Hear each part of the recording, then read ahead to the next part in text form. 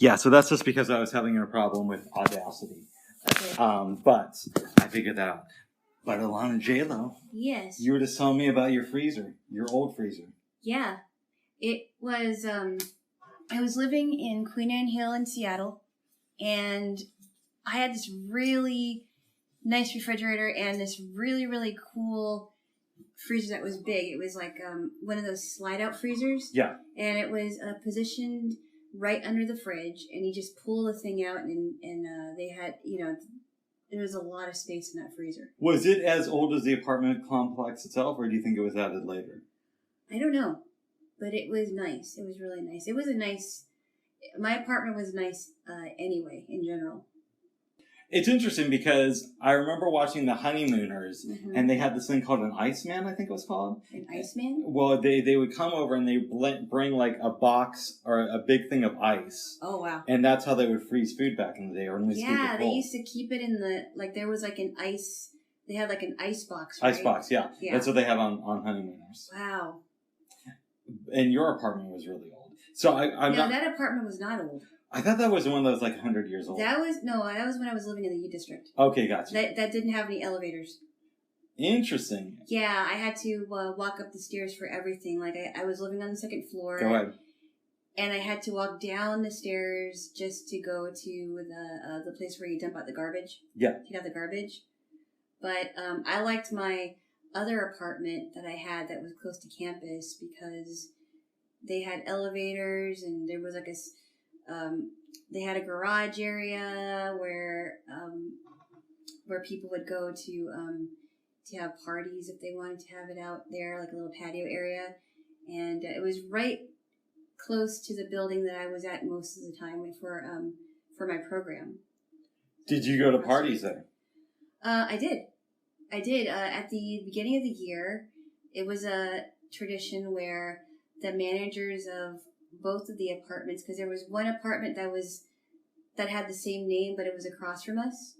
They would have a party for those two apartments at the same, I believe, at the same apartment building. This was when you were living with your sisters. No, you're mixing up two different apartments. Okay. No, this is when I was in college. And gotcha. And you were living, and that's when you were living at the 100-year-old place. No, you're mixing it up here. Okay. No, this is the place where I was living across the street from the music department and down the street from a church. Oh, gotcha. So the 100-year-old place is where you were living with your sisters. Right. And then you moved into this place. And then after that, you moved to Queen Anne Hill. No. Okay, so I lived in the 100-year something place with my sisters. They moved out. I moved across the hall to another apartment before I moved to Queen Anne Hill. Gotcha. Right. So it was in the Queen Anne Hill place where they used to have the parties for the tenants. Right, yes. Okay. Yes, they had a whole bunch of stuff that the PAs were putting on, and they also had the beginning of the year party, which was really, really fun. They would have it in the morning on Saturday when students were coming in, and it was great. It was a nice thing to do. That's awesome. Yes, it is. I remember when I was a counselor in Colorado years and years ago, and they had a party to introduce all the students and everybody, and it was expected to be this great event, and I was the one counselor who was pulled out of it. What? Yeah, to help with some kid. Oh, man. Yeah. That's terrible. It was terrible. You should have been invited, and somebody could have taken care of the kid afterwards. I don't know. It seemed like that happened to me a lot that summer. Oh. I've got a lot of stories about that summer. Yes, I know. Yes. And how many weeks was it? 6 weeks? It may have been 6 weeks. It felt like six decades, though, but it was probably It'd be like 6 weeks of your life you'll never get back. Exactly. But, there's so many good stories. But aren't you glad you only had to do it once? Yeah, I am. Yeah. I don't think I could do it again. I mean, the year before I taught in the program, but it was just a day counselor. Oh, but you were teaching mobility. Well, I was teaching cooking the first year. The first year. And then when I came back, I was teaching mobility. Ah, okay. Did you... So actually you're teaching in the program twice. I was. Which year did you think was the best? Or were they both not good? They both really sucked. The first year was probably the best just because I could go home at night. Oh, okay, that's good. That's good. The second year, it was like, no, you're not getting to go home at night. You don't get a night off. You get to live with the kids, yeah. You get to live with the kids, yeah. Oh, no. Oh, it's horrible. Horrible. Yeah, I totally understand that. We got sidetracked because we were talking about apartments. Yes. But you liked your old freezer. I did. Yeah. Yeah. You used to put stuff in it. That was one of the... Yes, I did. I put a lot of stuff in there. I put ice cream in there. You know, my favorite popsicles, which were always, for the most part, chocolate. Okay. And they do have really good chocolate popsicles. They do. And ice cream bars. And cones. Nice. Yeah, do you like those fudge bars now that we're talking about ice cream? I like pretty much anything fudge. Fudge bars are like my favorite, one of my all-time favorite go-to popsicles. But the only thing, I mean, I like the fudge bars, but I don't like popsicles in general, just because I don't like biting into the stick. Oh... Yeah, I can understand that, but fudge bars are my favorite. Fudge bars are good. If I were to eat a popsicle, it would probably be a fudge bar. I would eat that. I mean, I like some of the berry ones, but the fudge bars are like my top. It's really good. Yes. It's not too hard to make popsicles either. And ice cream bars are, ice cream bars, ice cream sandwiches, ice cream cones, all that. Good stuff. Yes. We still haven't done frozen yogurt.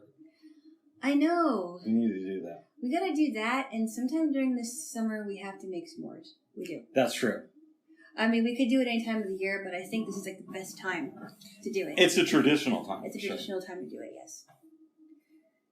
I like doing things the untraditional way, but sometimes the traditional way is good. Yes. We had an interesting morning, didn't we? Yes, we did, and I don't remember all of a sudden. Oh, really? Yeah, I just forgot. Well, I got to the place. Am I allowed to mention it? You can mention the name of the place, but let's try to keep out names of individuals. No, okay. Yeah. We went to a place called Almsey. I got there before you did. And I got there around 8:30ish, so I had some time to listen to my book before you got there. And we we were there until like after 9:30ish. And then we decided to call people and see what was going on because we thought our trip was going to be canceled for our bike trip was going to be canceled, and turns out it wasn't canceled. They were just stuck in traffic, and there was like parts of the streets blocked off, and because there are things going on today that I didn't want any of us to get caught in, so they had to take extra precautions. Just to explain a little bit, there was a political protest downtown. A few. What exactly were they protesting? I think I don't know exactly what they were protesting. I'm guessing they're just protesting what they protest about. I don't know what, I'm not going to say the protesters' names of the group, but I'm guessing they're just protesting for their causes, I guess. You could say the name. If you want to. If you don't want to, you don't. No, I'm not going to do that. Okay. But it was a left-leaning organization. Alana is very right-wing. Right. But I'm not, though. No. Go ahead. There's still hope for you, though. There's still hope for you. What are you talking about? I already have that. Anyway, we're not going to talk about that. Okay. But there had to be some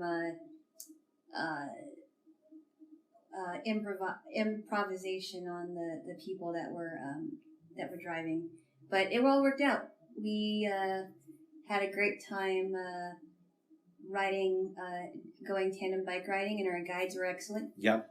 Yeah. Did you have fun with your guide? I did have a lot of fun with my guide. Riding around. It was great. It was a very, very enjoyable experience. Yeah, and that breeze felt so good. I loved it. And today's weather has just been incredible. It was perfect. And it's usually not like this right now during this time of the year, isn't it? It used to be like this a lot back in the 90s.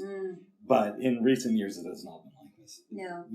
It's like low 70s, I want to say. Yeah, but I like, August. Yeah, I like things being different once in a while. Like, it doesn't always have to be hot this time of the year. It can be cool. How did you feel when you moved from Hawaii to Washington? Because there was a big difference as far as weather. The first time I was there, I'm like, I can't believe how cold it is. It's so cold. We're freezing. We're freezing our feet off, pretty much. And it's like, why is it so cold? And, why do I have to wear a jacket? Well, that's because we were so acclimated to Hawaii weather that we had no idea that Northwest weather was going to be so different. And the second year, I don't remember the second year, it felt cold to me, but we were able to go for those 2 summers, and then when I finally moved to Washington, I had to get used to like 40-degree weather, 30-degree weather, 20-degree weather, and sometimes in the teens, freezing. You survived it. I survived, but I think about it now, and I'm like, it could be a lot worse. I could be like on the East Coast where it's freezing in the winter, or the Midwest. It's cold there too, especially if you live like in Chicago where you're like on Lake Erie. That does not sound like that doesn't sound like fun. No. Especially if you came straight from Hawaii. Right. Exactly. But see, you lived here, right? So I when did. you were transitioning to Hawaii weather, how was that like for you as a kid? That was amazing. I loved it. I love the weather in Hawaii. Yeah. The thing that was complicated was moving from Hawaii to Denver. Oh. That was a transition. Yeah. But going from here to Hawaii, that was amazing. But Denver is even colder than Portland. No, but that's what I'm saying. Yeah. That's what made the transition so rough. Wow. Yeah. So did you find yourself buying bigger coats and things like that? I did all that stuff. I bought bigger coats. Oh, excuse me. I stayed inside a lot that first winter. I understand that. It was crazy. Wow. Yes. Yeah. Well, thank goodness for the. This is one of the things I love about technology now, is that if for some reason you can't get to the store, there are so many apps and so many things you can use if you needed to just order something from the store. I don't know. But you also don't want to become a shut-in either. No, of course not. That's not what I mean. Okay. I mean, like, if you really can't get there, if Right. you're stuck, like you can't walk there because the ground's too thick, or whatever. I don't know how it is in Washington or Oregon when it snows like that. How deliveries work. Well, I don't know, but I know that the city pretty much shuts down if we get just a little bit of snow here. Oh yeah, because we don't have a good plowing system. Supposedly the city is working on that, but I haven't seen any evidence of it. I hope they can find something, because it's really not fun to be shut in your house if you have to go somewhere. I hate it. I know. So we have different opinions about the snow, right? So I didn't see snow. I didn't experience snow until I was 15 years old, and I really loved touching it and walking in it. And when we first had our first snow day, I just absolutely loved it, and I still love at least a day of it or a couple of days of it, and then afterwards I'm done. But you don't like it anymore. Yeah, that's where I have to agree to disagree. I could go the rest of my life without snow, and I think I'd be fine. Yeah, but this is coming from someone that never experienced it until their teens, and it was so new to me. Right, but that was 20-something years ago, babe. I know. At some point, you gotta, something shocked and amazed. Well, you know what I mean. You know what I mean. Oh, I hear you. I'm not shocked about it now. I just remember how it was before, and I can only handle just a couple days, or even just one day, and that's it. That's all I want. I don't want like a week of it. I don't want a month of it. Yeah. Do you remember that one winter where we had weeks of snow? You're thinking about 2017, right? Oh, that was awful. That was insane. That was horrible. And a certain holiday party that we went to last year. Yes. That party in 2017 was canceled twice, and they had to reschedule. I remember I almost sprained my wrist. Who? I was walking outside because I didn't have any food. That year? Yeah. Mm-hmm. I didn't have any food, so I had to go and get some food. And then when I'm coming home, I slipped and I fell on my wrist. Oh. Yeah. But you didn't sprain it? I don't think so. Okay. Was it the same one that you broke? Yes. Oh. My left wrist when I was 9 years old. Let's see. Where would that be? That'd be right where you're touching right here is where I broke it. Okay. I got a hairline fracture. Oh. which I think is basically the same as breaking it. I was running, it was near Thanksgiving, it was a couple weeks prior to that, and I was running to the swings with a friend of mine, and I slipped on a rock and put all my weight on my wrist. And then 2 weeks later, my parents take me to the hospital because they're, quick on the uptake. And they say, you broke your wrist. And my mom looks at me and she says, see, if we would have come here 2 weeks ago when you first broke it, you wouldn't have to be getting all these shots. And the nurse quickly corrected her and said, yes, you'd still have to get all these shots. Mm-hmm. And they couldn't find a vein on this arm. So eventually they had to look for a vein on my right arm. Oh. I had like 50 different shots that day. Oh. Yeah, it was tough. Okay, why did you have shots again? To numb it, so they could actually like break it back into proper place, and they put the cast on it. Yeah. Oh, okay. So okay, wow. Yeah, but it seems like it healed pretty well, right? To the best of its ability. Yeah, but you don't feel that you don't feel the effects of it anymore. I know. So you're tapping on it right now, and I said, that hurts. Ah. No. Don't scare me. No, it feels pretty much normal. Okay. It's but you got it at a young age where that you're young enough to where your bones probably would be able to heal okay, right? That's what I've heard. Yeah. I have also heard that if you play football and you get a broken wrist, you're pretty much screwed.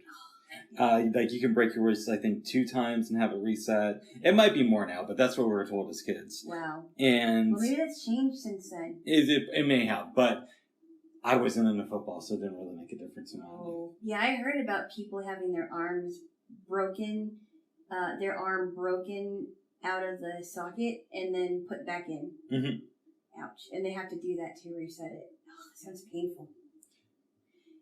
But it sounds even, remember in the Harry Potter books where Madame Pomfrey could give the student a potion? I do. That would regrow bones? I do remember that. That sounds painful, too. It does sound painful, but I'd rather have working bones than just walk around the rest of my life with broken bones. Yeah. Did you say you would rather have working bones? Yes. Okay. And I have some working bones right now. I have one in particular. Anyways, but hey, you just tickled me. Yes. Yes. We're going to talk about that later. Elena, you have never broken any bones. No, I was very, very careful. That's good to know. I was so careful because my younger sister... We don't have to say any names. I'm not going to say her name. Okay, go ahead. I wasn't going to say her name. Go ahead. She broke her arm when she was 5, and I heard that really, really hurts. I remember it was a Saturday night. She was sitting on my mom's bed, and somehow she fell off and broke her arm, and I think it might have been her left arm. Yeah. And I remember because my aunt was carrying her out, and they had to take her in. I think they had to take her in the ambulance. And I remember that my aunt took me and my sister home, and I didn't have time to put on your other sister home. Yep. My aunt took me and my sister to our grandma's house, and I didn't have time to put on my shoes because we were like really little. We were only 7, and I think we were only there for the night. I think 1 or 2 nights. Yeah. So she had to have her arm in a sling for a while. As 5-year-old, that must be horrible. I would imagine. I remember doing it at 9, and I didn't like it, but there were some advantages. So if I was fighting with somebody, I could just hit them with the cast. The cast. But I imagine your sister being a girl at 5, she wasn't really wrestling with people and hitting them upside the head. No, but she got hurt the most out of the 3 of us. I mean, not only did she break her arm, but she almost broke her finger. Not the middle one. No, I think it was her. I think it might have been her pinky. Okay, good. Because she slammed it in the door, and my mom was scared that she would have to have surgery, but she was okay. She was the one that got hurt the most. She kept bruising, herself because she would fall and hurt herself, because she wanted to play with the kids and. And then she was the one who had the cavities. She wanted to play with the other kids. Yes. Not just random kids, but no. Kids in her neighborhood. No, kids in her neighborhood. She would run around and stuff like that, and scrape her knees and. And she was the one that had the oral surgeries at the dentist office because she wasn't careful with her teeth. Oh. And, my sister, my twin, broke her arm. No, I'm sorry. She didn't break her arm. She had stitches. What happened? I think we were like, I think we might have been 7 or something, or somewhere on there. We were in elementary school, and I wasn't with her, but she was carrying a jar. And I think it was like I don't know if the jar was full of something, and she dropped it and broke the glass, and she got cut with the glass, so she had to get stitches on her hand. Yeah.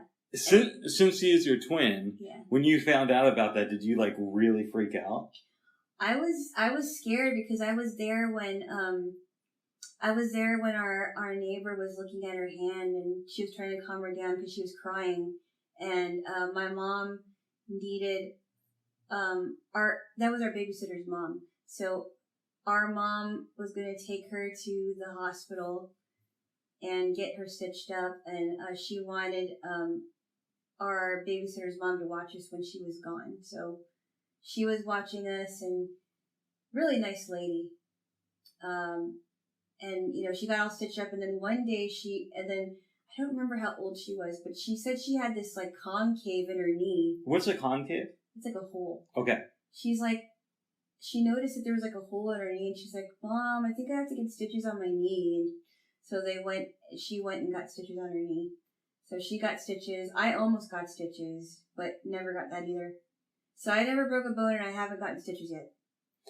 Hope it never happens. I am amazed that that's never happened to you. I know. I am amazed too, but it hasn't happened. I don't even know how many times I've gotten stitches. Not since I was a kid, though. Oh. But yeah, I've gotten my fair share of stitches. That hurt. They're not fun. No.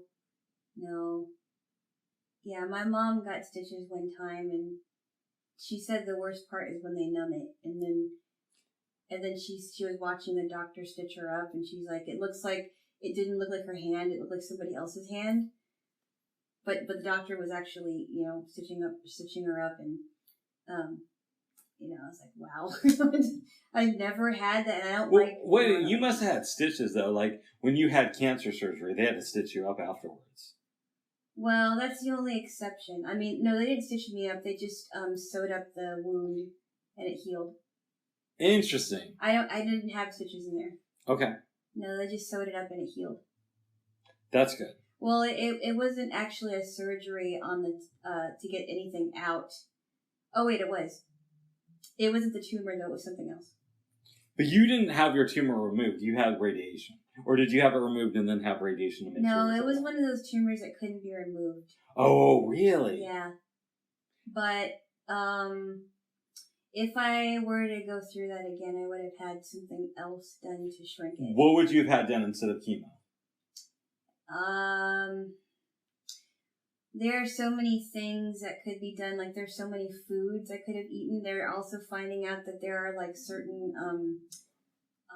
fruits and there are rare things that you could eat. So what could you eat to help reduce the size of the tumor? I'm trying to think. Nothing's coming to mind. But there are so many vegetables that could prevent a lot of things. Right, but once you're in it, though. Yeah. I wish I knew because I had something emailed to me about that. That actually they're finding out there are new things that can actually shrink the cells without using any harmful chemicals. I want to find out more about that. Yeah. There's a lot of doctors that are thinking outside the box. Some doctors actually have almost lost their jobs because they were finding other ways to treat the cancers without using chemotherapy or radiation. It's such a horrible thing for your body. Yeah, I keep hearing that. Awful stuff. Awful stuff. It's not the only thing either. What do you mean it's not the only thing? It's not the only thing that could shrink tumors. There's other stuff, but because the doctors learn these things in medical school, they're learned not to go outside the box. And think that's right. I think they should be allowed to do that, but that's me. That's you. And you're a survivor, so we're I glad. am. I'm personally glad you survived. Oh, so am I. Good. And the rest of my family. Good. And my friends and Yes. all that, so. Yes. Because I think it's great you're alive. All right. I like being around you. Well, I like being around you too, and me. Okay, good. Good. So, Yes. after we went biking, Mm-hmm. we went to Burgerville.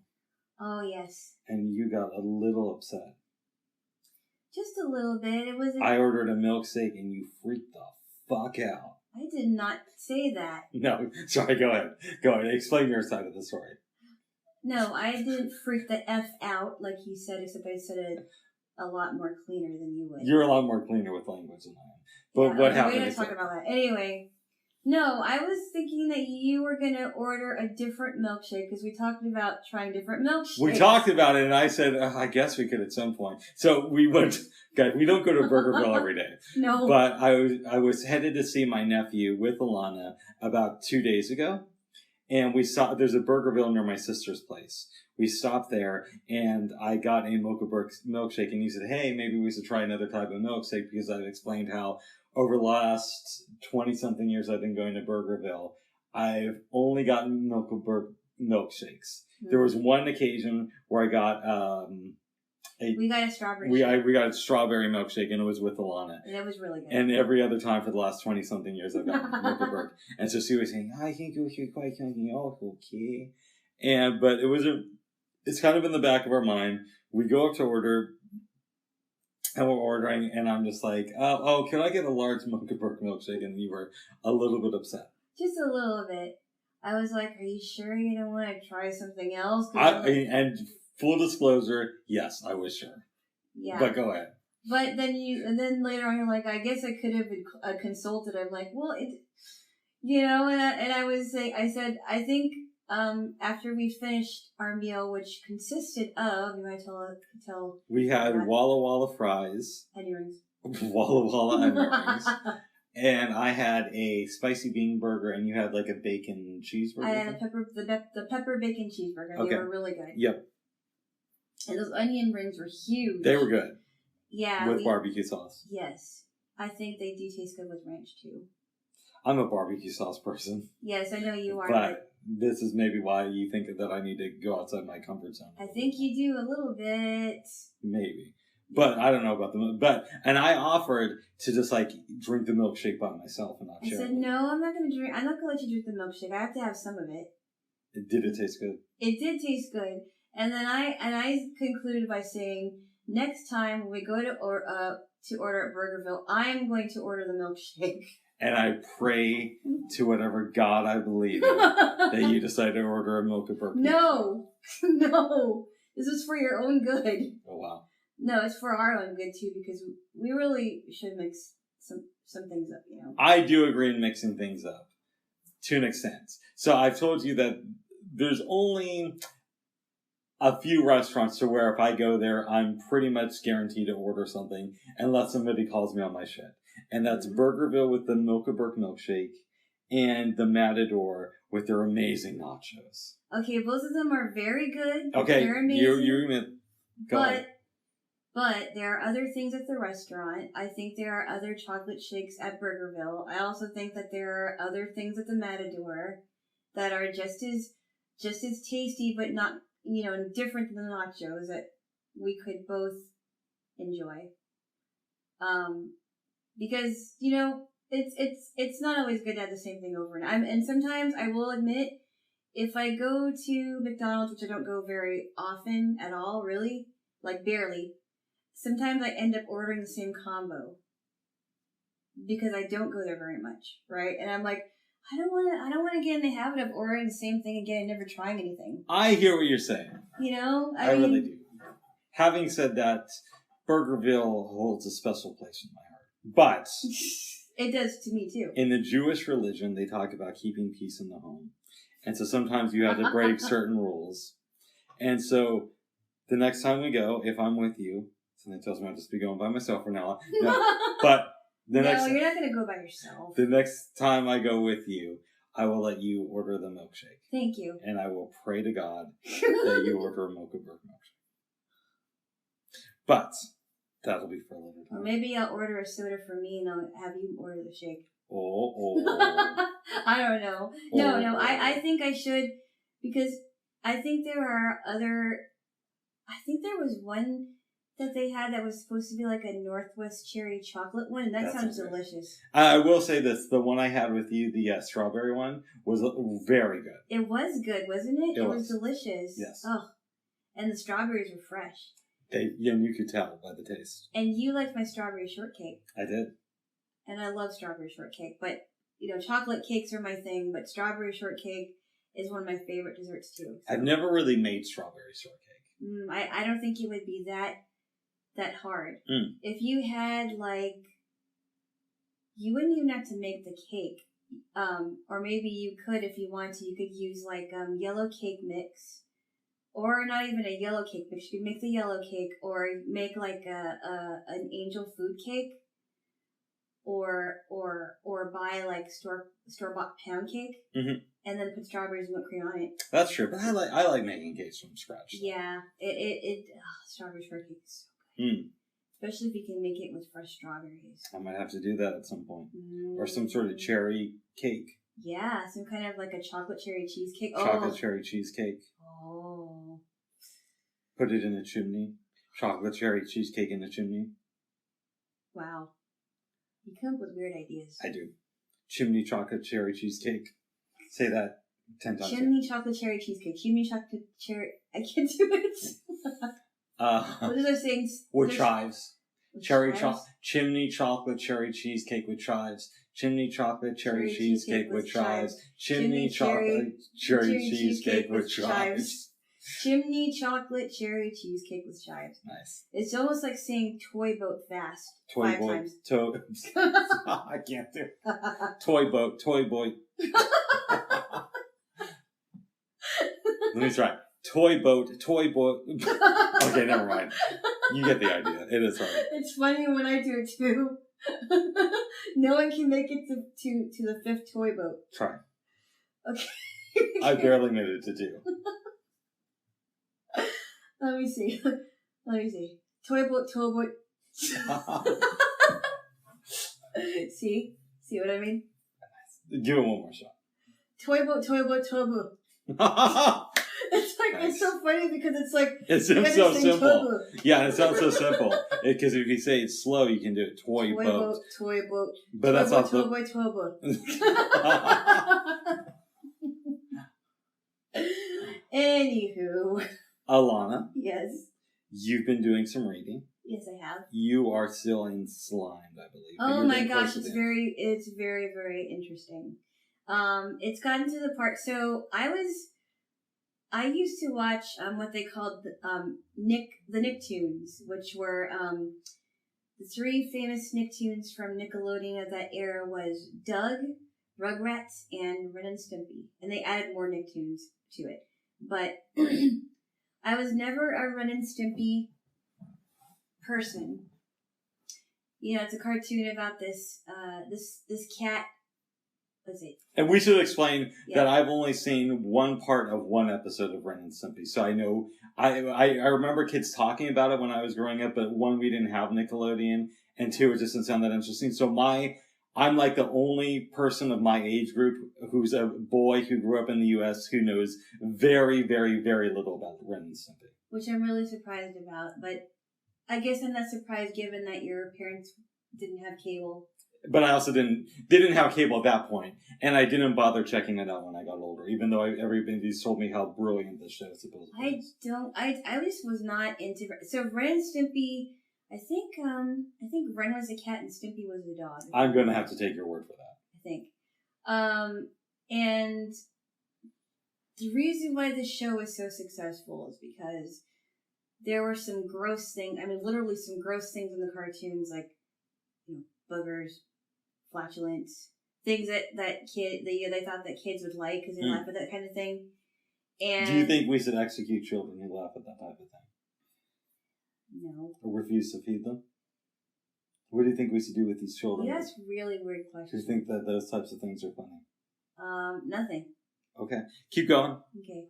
So, there's a part of the book where they were talking about why they had to fire the creator of Ren and Stimpy, and he wanted to up the content and make it even racier, but a lot of the people at the Nickelodeon network were saying, no, don't do that. That's really risky. And even though the kids won't get it, it's not good content. Don't put it in there. And he didn't want to negotiate with anyone. And one of the ladies that was the creator of the show that was working with him on that show, she was saying that it was hard, even though he was fired from the show, fired from Nickelodeon. It was hard for them to, it was hard for everybody, because I think he was I think he might have been a perfectionist. He was. That's what it came across on the book as. Yeah, but he was just going way, way overboard with, what he could do, and I think he let it get to his head. That's what I came away with his firing. But he didn't want to work with anyone. He was being very difficult. He just would not negotiate with anyone. So that's where I was at with it. And I told you they didn't really talk about this in the book. I think they might have mentioned it in passing. But Billy West, who was on Ren and Stimpy and also on the Howard Stern show, which makes it even weird because I'm such a huge fan of that show that I never really checked out Ren and Stimpy. And I didn't listen to the period that Billy West was on until later when I started listening to the show and they started replaying older episodes. Right. But I remember about 10 years ago, they replayed this episode and it was Billy West on Howard Stern. And he's talking, and Howard's like, well, we have a special guest. And he brought on the creator of Ren and Stimpy. Oh, my. And this was shortly after he was fired. And he starts yelling at Billy West. Oh, no. And talking about how Billy West, stole his job and everything. And Billy West is defending himself. Wow. And that's basically where my knowledge of Ren and Stimpy is. Yeah, is that on the one clip I've seen of it. Yeah, but he wasn't, I mean, John was not easy to work with. And there was a reason why he had to be fired. And it just had to be done. They had no choice. And I think Billy West is very talented. He does over a lot of shows. He does a great Marge Schott. He does a great Larry Fine. Marge Schott used to be the owner of the Cincinnati Reds. Oh. He does a great Larry Fine. Oh. I cannot speak to his work on Ren and Stimpy though. No, yeah, he played Stimpy. Okay. I believe he also played the voice of Doug on Doug. And I have not seen it. I know less about that show than I know. Doug was a great show. Okay. So I'll give you the premise of Doug. Go ahead. Doug was a kid that lived in a fictional place called Bluffington. His last name was Funny. His name was Doug Funny. And he had a sister named Judy who was really... Are you laughing? No. Okay. He had a sister named Judy that was kind of eccentric. And his parents, I can't remember what their names were, they were there too, and he had a dog named Pork Chop, and he always wrote in his journal. And he really had this big crush on this girl named Patty Mayonnaise. I thought that was a Rugrats show where there was the Patty Mayonnaise character. No. Okay, keep going. Patty Mayonnaise was on Doug. Okay, keep going. And so he was in love with Patty Mayonnaise, and there's other people like Skeeter Valentine is his best friend. And the interesting thing about Skeeter is that he was supposed to be a black cartoon character, but they made him blue. Because they hate black people. No.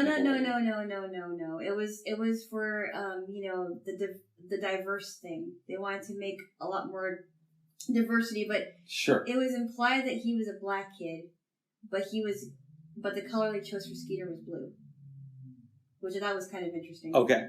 Yeah. Skeeter Valentine was his best friend, and Roger Klotz was his nemesis. I think Billy West played both Doug and Roger. Mm. He's such a talented voice actor. He's very talented. Very talented, yeah. I heard that he also does the voices on the show Futurama, which is, I've seen a couple episodes, but I've never really gotten into it. Yeah, I never got into that either. Oh, and another thing to say about Doug is for the so Fred Newman. Fred Newman is a professional. I think he does like a lot of sound effects for cartoons and things like that. And he did a bunch of sound effects for the music on Doug and things. I thought it was really. I think he did the sound effect for Pork Chop, his Doug's dog. Mm. And he's very talented also. Nice. Yeah. And I've seen more of Rugrats than I have those other shows, but that's barely saying something. I think I've seen in total like an episode and a half of Rugrats and maybe 15 minutes of one of the films. Mm-hmm. And that's only because I had a friend in high school who liked Rugrats, and he was trying to date this girl who also liked the show. Oh, really? Yeah, but it's not because like I sat down and like, I'm just slightly more familiar with that show than the other ones, and I don't know a lot about Rugrats either. I did like Rugrats too, and the Rugrats creators were talking about how they decided to have a girl bully in the show because there were not a lot of girl bullies on shows. It was usually boy bullies. So Angelica Pickles, who's Tommy Pickles' cousin, was the bully of the group. You've got Tommy Pickles, you've got Chucky Finster, you got Phil and Lil DeVille, they're twins, and then you have Angelica, and then later on you have Susie Carmichael. Is Susie Carmichael a good character? Or is yes, she is. Okay. Susie Carmichael is pretty cool. And I think... does she smoke cigarettes? No, it's not that kind of a cool. Okay, go ahead. It's not even cool. Why would you joke about that? I don't know. We both... coming from somebody who detests cigarette smoke, I don't know what's up. Go ahead. It's disgusting, isn't it? Anyway, we both detest it. We actually both do detest it. It's so gross. No, Susie Carmichael was a nicer, cooler character. Yeah. And Angelica Pickles was the bully, and she wanted, she was a spoiled brat and things like that. So, but I love that show. That was a fun show to watch. I've seen like maybe an episode of a half of it. So I've seen more of it than the other shows, but that's not really saying much. And then there were other cartoons that I liked. There was one called Hey Arnold. That was a fun cartoon. And then there was another one called Real Monsters. And that was a good one. Wow. Mm-hmm. I am not in the Nickelodeon loop, but it was a fun book. I finished it. Well, I will educate you then. Oh. There's a bunch of Nick shows on YouTube. Like I recently found You Can't Do That on Television. I do remember seeing that as a kid. That was a fun show. Yeah. I like the locker room jokes. Those were fun. Yes. Yeah, and the singer that we are familiar with was on the show, wasn't she? Alanis Morissette. That's common knowledge, though. It is common knowledge. But what I found interesting is I thought she was on for a couple of years. I thought so too. And according to the book, she only did 5 episodes. She did, and it turns out that Roger didn't like her. Roger on the producer. The producer, yeah, did not like her and thought that she wasn't good for the show, and she was already composing songs, and other people in the South thought she was talented. So let me ask you this, and maybe you don't remember, but did they ever do any on-air stuff with Roger? Because I remember them referencing somebody. Just for a frame of reference, I saw the show when I was like 6 years old because we lived in a place that had cable briefly. Mm-hmm. And I remember them referencing, saying, hey, this is the producer of our show. And so I was wondering if he was ever on air for any of the sketches. Oh, I don't know. I really wish you remembered what the episode was. Do you? No, this was back in 1989. I don't know, actually. I really don't remember them introducing the producer, but that doesn't mean that they haven't. They may have a show that's based on their set, based on what's on their set. Oh, interesting. Okay. I don't know. They had several shows. The cool thing I liked about that show, though, is that they didn't hire kids for their looks. They hired like the average looking kid. It had nothing to do with skin color or hair color or whatever it was. Had nothing to do with skin color as long as they were white. No. No, go ahead. Please stop making some weird remark. Go ahead. Comments from the peanut gallery. Okay. Hey, I'm not part of the peanut gallery, okay? No, they didn't pay so much attention to looks, and back then they didn't do that, but now you watch a show on Nickelodeon and it's like everybody's, the girls are good looking and the guys are good looking, and it's very, looks centered as far as who looks the part who would be the best looking person for the part. I thought that was kind of cool that they didn't use like, the typical beauty like queen. Beautiful, girl or beautiful guy or whatever. They just use like the your best run kid. of the mill kids. Yeah. Yeah. The best kid for the part. They get the best kid, not the best looking kid. I think it was great. Yes. And they also were saying that it wasn't, they didn't treat it as a girls or boys world when it came to working with like the people on Roundhouse, which is another show that I loved. It was a variety show. And it was more like the girls, it wasn't like they weren't fighting. It was like who could do,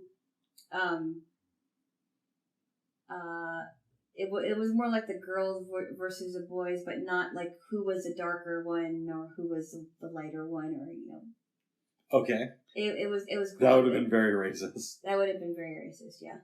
But they seemed like, they wanted to be more diverse in any show that they did. And I think they did a good job. That's good. Yeah. I read the book. I enjoyed it. Yeah. And so I've been reading a few more books since then. Last night I read this book called Traveling to Infinity, and it was by Jane Hawking, who is the ex-wife of Stephen Hawking. It was very interesting. So he was talking about, his fame and what it was like when they first met each other and how he became famous, but there was barely any money. And he had all these needs because, he has ALS. So it was just, she talked about all the stuff that she did for him. And then she talked about how they had to hire nurses to come in. And he eventually had a tracheotomy. It was a very sad book, but a good read, though. Oh, wow. Yeah. And then I also read The Boy Who Harnessed the Wind, which is a really good book about this kid in Mulally who there's famine in his area. There's a lot of unrest. And so his family doesn't always know where the next meal is coming from. He seemed very interested. Right. And so he builds this solar windmill. They talk about how it changed his life, how he ended up going to give a TED Talk. Very, very good read. That's really cool. So how long was Jane Hawking married to Stephen Hawking? They were married something like, well, she said at one point they were officially together for like 24 years. Wow. And they stayed married a couple of years after them, but they were like technically separated. Oh. Yeah. Okay. And I saw the movie that they did on his life a couple of years ago. That was pretty good. Oh, really? Yeah. Wow. Yeah. And when did he start getting sick? He started getting sick. He was diagnosed with ALS in 1963. And I think when he was diagnosed, they said, you'll be lucky to make it another 5 years. Wow. And then he lived 40-something years longer. Wow. So obviously when 50 years longer. So obviously when he lived 54 years longer. 54 years longer, wow. Go ahead. So when she met Stephen, obviously he wasn't sick. No. In fact, she talked about that, how she only met him once, and then a couple weeks later he got diagnosed. Oh, wow. So going into their marriage, she already knew that he was sick. She did. Okay. Wow. Wow. And then he became Stephen Hawking, and she went down her own life path. Right. Because she's very religious, and he was a known atheist. And he came from a family of atheists. Oh, boy. So, he's really smart, and she, Wait a minute. What are you trying is to... a woman of the cloth. Oh, okay. Okay. I wasn't sure what you were going to go with that. I went to the PC way and saying, "Why will we feel okay?" Wow. No, I'm just having some fun, babe. Okay. Okay. Have you been having any strange dreams recently, Alana? No, not yet. But I'm sure something will happen where we'll have a dream. But man, last week I had some weird dreams, like I said. No, it was the dreams I told you about the week before. I think. Oh, okay, gotcha. Yeah. That was odd. I will share the one that I shared with you earlier this week. Actually, no, wait. But before I do that, go ahead. I did have a dream I told you about. That was like, I don't think I shared it. Tell me. Here, anyway. I shared it with you. Right. Pretend you're talking to me and tell me your dream. I had a dream that I think I was supposed to go to this party that my family was giving. And I was talking to you because I think you're going to meet me there. And I get ready for the party and I'm wearing this dress and I realize that this knife gets caught in my dress. Like on the right side. Mm-hmm. Or I'm sorry, the left side of my dress. And I have to take it out because, I'm like, oh my gosh, it's going to cut me. I take it out and I end up cutting part of my left arm and part of my right finger, I think it was. I was like, this is so weird. And then I wake up before I wake up, I'm in the party and there's all these fruit and all kinds of stuff. And you're not there yet. And I bring my flute and I think I'm supposed to play something with you, but it doesn't happen because I wake up after that. That was a weird dream. The dream I had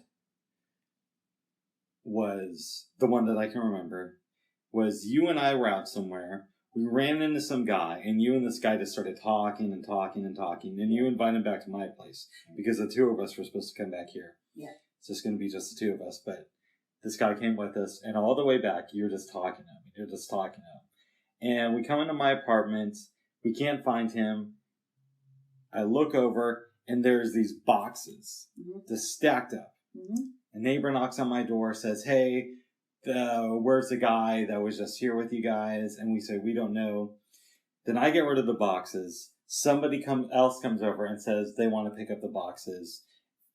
And you and I are arguing about this other guy. And then I wake up. Well, you know that I would not bring a man up to your apartment. There would be no reason for me to do that. Yes. At all. Yes. Not at all. Not even when... I can't think of a reason why I would do that. That's good. Yeah. Alana, did you have anything else you wanted to say? Usually. No, that wasn't it. No. No, I have nothing to say for the moment, but we had a very, very good morning so far, and we are going to enjoy the rest of our afternoon. We are. We are. All right, Alana Jaylo. All right. Join your next time, okay? Okay. Okay.